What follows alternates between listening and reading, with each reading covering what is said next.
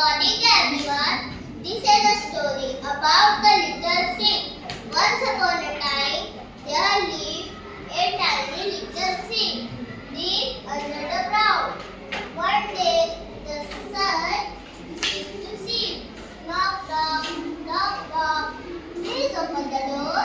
The seed said, "No, don't disturb me. I won't open the door." The sun went back. The next day, the rain seemed to see. Knock, knock, knock, knock.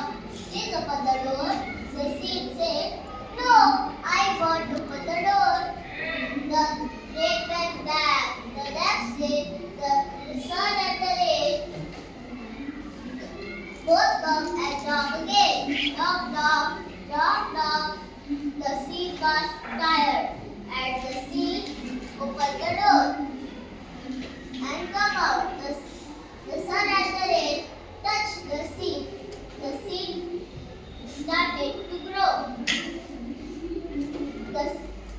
And the baby little seed now became a baby little plant with two leaves and a small stem. The